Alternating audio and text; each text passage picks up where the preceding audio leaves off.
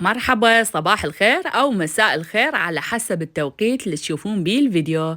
شلونكم حبايبي الحلوين؟ شخباركم؟ إن شاء الله كلكم تكونون بخير وصحة وسلامة وعافية. صباح الامتحانات، صباح مادة الإنجليزي اللي هي عند غدورة عقدة وصعوبة بيها. من أول امتحان أخذت بيه درجة مو زينة وكانت كلش ضايجة وخافت منه كلش إنه يحرمها من الإعفاء العام. روتيننا اليوم روتين مميز وحلو إن شاء الله يعجبكم. بس قبل كل شيء يا حلوة يا سندوسة يا باربية جميلة، لايكاتك كومنتاتك وشنو تشتركين بقناتي وضيفيها ودزيها عند كل الأهل والأصدقاء يا جميلة يا حلوة أنتي. واسمي ريام حسين بالانستغرام نفس الصورة ونفس الاسم. هواية هالأيام دا يدخلوا لي من يوتيوب للانستغرام والكل قاعد يقول لي احنا جيناك من الفيديوهات الأخيرة. فألف الحمد لله والشكر، قناتي قاعد تكبر أكثر وأكثر بيكم يا حلوين، أحبكم وأموت عليكم. شنو بعد؟ اكو بنية هسه كاتبت لي المقدمة كلش طويلة. حبيبة قلبي، هو اليوتيوب يقول لنا ذكروا الناس في انه يسووا لكم لايكات وكومنتات، وذكروهم انه يشتركون عندكم بالقناة، وذكروهم يعني حتى ببداية الفيديو، بنص الفيديو، بآخر الفيديو. فهذا يعني لازم أقول هالحكي ولازم أحكي. أنت ما يعجبك سوي لها سكيب. أكو ناس تحب مقدمتي وأكو ناس والله يدزوا لي فيديوهات يحكون ويا المقدمة وعاجبتهم وإن هم مستمتعين.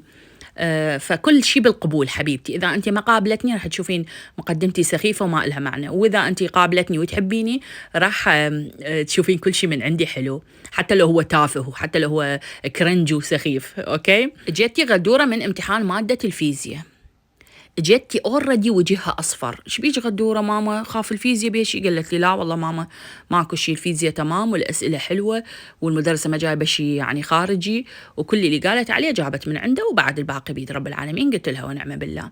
لا شنو كان تقول لي الانجليزي شايله همه. والله اول مره تقول لي هالحكي هذا غدوره، انه يعني حكي مال كبار وهيجي. والبنيه وجهها اصفر، زين تحاول يعني انه تسلك وتضحك وهيجي وياي وما ادري شنو، بس هي وجهها اصفر والله العظيم. حتى البنات هاي شافوها بالستوريات قالوا لي ليش هيك شكلها كلش يعني خايفة او ما اعرف شنو. المهم اني شو مسويت لها؟ مسويت لها أسئلة كلش حلوة هي وأجوبتها. أكو بنية دزت لي إياها، هي مدرسة مال مادة الإنجليزي، قالت لي هاي دزيت لش النسختين الأي والبي، الأي الأساسية والبي الاحتياط، وياهن أجوبتهن. هي مدرسة بس ما أدري وين، يعني خارج بس ماي خارج مجمعنا. هي من عرفت إنه غدير يعني ما تدرس بمالتها المدرسة، وحتى مو قريبة على شو يسموها الرقعة الجغرافية مالتها، دزت لي الأسئلة مالتها اللي هي دا تمتحن بها طلابها. فكانت كلش حلوة الأسئلة مالتها. قريت غدورة عليها آخر ربع ساعة الصبح، يعني غدورة نامت الساعة 11 بالليل، لا والله ب 12، قعدت بالستة الصبح راجعت وقرأت وهيك وأنا قاعدة وياها. قلت لها يلا عندي هاي نسختين أسئلة هن ومالتهن الأجوبة. هاي مال مادة هسه يعني، ومادة يعني مكثفة حلوة مثل اللي دا تدرسيها انتي.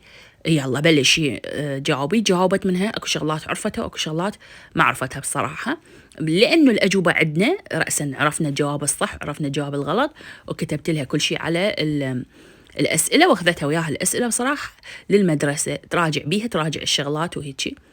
فقلت هالشي وين؟ قلته بالانستغرام. البنات كلهم مش قالوا لي دزينا، يعني لو تشوفون مسجات دزينا الأسئلة هي وأجوبتها، احنا ما نريد نطبعها واحنا نريد نقرأ عليها وهيجي. فما أقدر أدزها أني، يعني اعتذرت منهم وقلت لهم والله بس خلي تتواصل وياي مدرسة المادة اللي دزت لي الأسئلة، وعيوني الاثنين لكم. هي من دزت لي إياها لأن هي متأكدة أنه غدير تدرس بمنطقة أو مجمع بسماية السكني. هي يمكن مثلا تدرس بالبياع، أو مثلا تدرس بالدورة، أو مثلا تدرس بالمنصور، فهمتوني؟ فأنتوا مثلا تكونون بنفس المنطقة وياها، وبعدها امتحان الإنجليزي بعده ما صاير، فأني ما يصير أدز لكم الأسئلة إذا أنتم من نفس المكان مالتها. يعني أنا شو معرفني أنتوا إذا نفس مكانها أو مو نفس مكانها، وخاف هي بعدها يعني ما امتحنتهم للطلاب، فهيك يعني صرت تسريب للأسئلة. أنا ما أقدر أظهرها للبنية، هي أمنت بي ودزت لي إياهن. فأنا كلش آسفة منكم انه ما دزيتهم للناس اللي اكيد يعني تفهموا الوضع. كل البنات اكيد تفهموا الوضع. ان شاء الله لليل انا احكي لكم هسه باليوم يوم امتحان الانجليزي، لليل ادز لكم اياها للبنات اللي يريدوها، خليه يدخلون علي بالانستغرام ادز لهم اياها، وهي اسئله عاديه والله مثل اي اسئله، والاسئله كلها موجوده بجوجل. دخلوا وإن شاء الله تشوفوها بجوجل وطبعوها لأولادكم. طريقة طباعة الأسئلة المادة الإنجليزي كلش طريقة حلوة، يعني شلون تختصر عليك تعب أنت كأم، إذا كنتي أم تدرسين وتقرين أولادك، تختصر عليك تعب كلش هواي. وهن القصص مثلا أول سؤال اللي هو القصة الخارجية، هن نفسهن يستخدموهن، ونفس الأسئلة عليهن نفسهن. فشنو مرة على مرة على مرة ابنك وبنتك يحفظون ويعرفون طريقة حل الأسئلة بالورقة. يعني أنا هذا الشيء لاحظته بصراحة. عمري ما طابع الغدير أسئلة، بس مرة يمكن بالسادس طبعت لها 3 نسخ هن أجوبتهن، نسخ كانت وزارية لأن الرياضيات شوية متعب وطويل وهيجي. بس هي يعني الباقي كله بصراحة يعني هي أنا أقريها هي تقرأ. شفت العربي هي واحدة، والله قالت لي ماما أنا يعني مسيطرة على العربي وحدي أقرأ. إسلامية نفس الشيء، مجرد حفظيات وتحفظهن وبس. وتبقى هم على طريقة المدرسة الصفوف الغير منتهية، تبقى على طريقة مدرسة المادة. أكو أشياء هي تقول اختصروها، أكو أشياء تقول ضيفوها وحطوها وقروها ضرورية وكذا. أي بس الإنجليزي حلو كلش إنه تطبعين لابنك أو لبنتك أسئلة. أخير شيء من يخلص دراسة، من يخلص أنت تخلصين وياه مراجعة وكذا، تعطيه الأسئلة ويفوت بغرفته يحلها.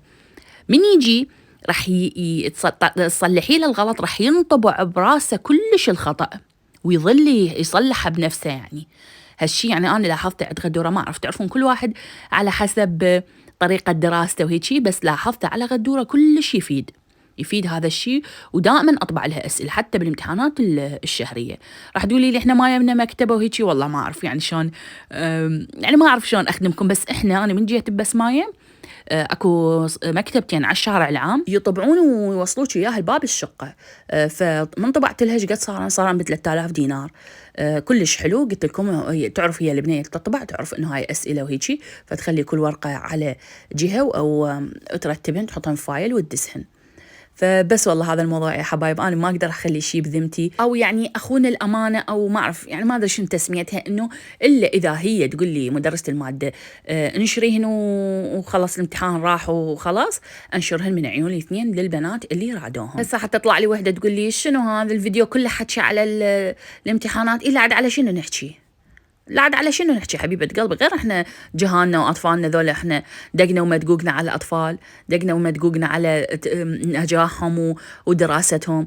اللي يريد إعفاء، اللي يريد نجاح، اللي بالسادس. خو أهل السادس ما أعرف أنا، يمكن أنا من غدورة أصل بالسادس، يمكن ما أعرف تلقوني بالعناية المركزة أسوي لكم روتين من روتين بغرفة العناية المركزة، على قد ما حارقة أعصابي و24 ساعة بالي يمها وبالي يم دراستها. كل الأمهات هيجي أكيد 100%، بس أنا يمكن لأن غدير وحدة فشوية مشدودة اتجاهها. هي نامت، قلت لكم نامت الساعة 12، قعدت بالستة. أبوها قبل ما يروح الشغل دق علينا وقعدنا.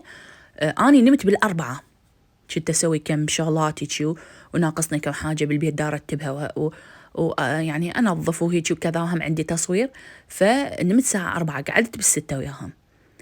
كلش يعني مشدودين احنا على الدراسة. خاف اكو احد يعني، خاف اكو امه مهتمة للدراسة، او يعني اكو نسوان بعدهم دا يشوفوني يعني اطفالهم صغار انه ما مهتمين للدراسة، صف اول وثاني ابتدائي. حبيبتي اشوفك ان شاء الله من يصيرون جهالك بالمتوسطة، ويا كل عنادهم وغبائهم وخباثتهم وتعرفون هذا عمر المراهقة شلون يصير، وانتي تطلبين منهم انه يدرسون ويقرون. يعني ضيم والله العظيم، انتي في نعمة من الله سبحانه وتعالى. ايه حبايب، والله هذا الفيديو ما ادري شلون سويته لكم، يعني لزقته تلزيق من روتينات من انا، من طبخه سويتها من انا. بالمناسبه تذكرون اللحم اللي جاب لنا اياه ذولا جوارينا من قلت لكم اشتريت كيلو لحم، بعدين زوجي جاب نص كيلو تقريبا، نص كيلو من ذبيحه ذابحيها اقارب زوجي، واحنا جانا بنفس اليوم ثواب نص كيلو، فصار تقريبا كيلوين كاملات عندي بالمجمده. اللي جابوه ثواب قطعته ونظفته، هو شرح يعني كله شرح، وشلت اللية منه لأنه يعني ما ياكل اللية زوجي وهيجي، وسويته تشريب. وهم وياه شنو برياني، غدورة تحب البرياني، وروبة وسلطة شونذر، وسويت تمر هذا ما احكي لكم شنو يا بنات، جابوه زوجي من البصرة، لذيذ لذيذ لذيذ يعني صدق. من يقولون البصرة هي منبع التمر أو الشيء الأصلي مالت التمر يمها، يعني واحد ما يصدق، فشي كلش كلش طيب يعني ما شاء الله، بيه هيجي نكهة. أنا ما أحب التمر اللي يصير مخلوط بحبة حلوة ومخلوط بالدبس ومخلوط بالأشياء مدري عجيبة غريبة والسمسم وهيجي، لا ما أحب بصراحة. أحب التمر اللي هو مكبوس اللي تعودت عليه أنا ببيت أهلي طول عمرنا، يعني التمرة مالتنا كانت تذب تمر وهيجي، أمي تكبسه بطريقة معينة، نفلسه ونلكلكه إيدينا بالزيت ونلكلكه وبس. ها هي، ما أحب الإضافات الباقية. هذا التمر هيجي هو ما بيه إضافات، بس تحسيه يعني ما شاء الله نكهات كلش كلش قوية. وخليت فوقها جوز شوية على مود غدورة تتحمس وتاكل، هم أكلت منه والله. هو موجود على الميز، كان محطوط وصار له فوق 3 أسابيع هيجي، ما حد يجي يمه. من فلسته زوجي قال لي شنو هاي مشتريته جديد؟ قلت له شنو مشتريته؟ وين هو هذا اللي جابوا لك اياه من البصرة؟ قال والله شكله حلو، هذا مرتب.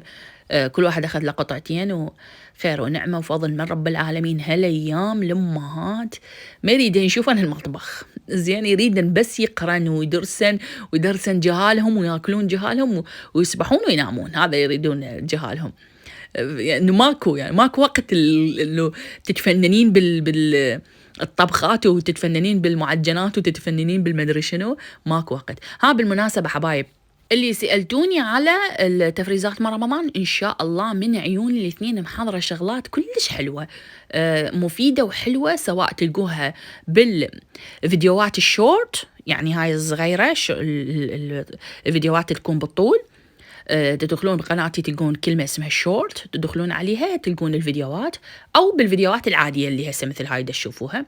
إن شاء الله محضرة ترتيبات وشغلات حلوة كلش، وحتى من أروح البيت أهلي حنسوي تفريزات وشغلات حلوة كلش ومفيدة. ما أدري ليش دا أحس بهذا الفيديو قاعد أركض ركض، والله العظيم ما أدري ليش.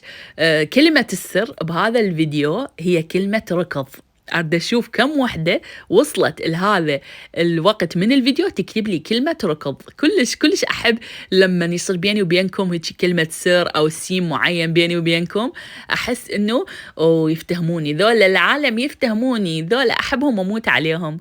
أشكركم حبايب، أشكر كلماتكم الحلوة. الفيديو الشورت اللي نزلته على غدورة كان من أول يوم امتحانات، جاب مشاهدات كلش هواية، كلماتكم الحلوة. أي شخص كتب لي كلمة حلوة في ميزان حسناته يا ربي، وترجع له أضعاف أضعاف. جيت هنا أنا شنو أخير شيء، هذا أخير مقطع اللي هو مالت السنك. أحب هيك يا بنات كل فترة، هو عادي يعني أنا أغسل كل غسلة المواعين بالليل، يعني غسلة المواعين النهائية مالتي أجلف السنك عادي، جلفة بالجلافة والزاهي، بس كل فترة هيك كل أسبوعين هيك شي شو أسوي؟ شنو عندي منتجات أشمرها بالسنك زين، والله العظيم. واكو صداده هيك يحطوها صداده على مود المي لا ينزل، اريد اجيبها فد يوم، اريد اجيب منها واخليه هيك على مود اخلي كل المنتجات يتفاعلن كلهن سوا زين ويخنقوني واموت ان شاء الله. على مود شنو السنك يظل بلمعته الحلوه. احب هيك شيء. حطيت قاصر وزاهي وهذا البنك، وخليت شنو داستي كلهن وجلفتهن، وخليته هيك يصير منظره يخبل. فبس والله يا حلوين، لهنا نكون وصلنا لنهاية الفيديو. أتمنى إذا عجبكم الفيديو تسووا لي لايك وكومنت وتشتركون بقناتي. أحبكم كلش هواي، وأشكركم لتفهمكم إنه أني أنزل فيديوهات حتى لو شوي قصيرة ما مرتبة، بس أبقى أحبكم وتحبوني ونبقى على تواصل. باي.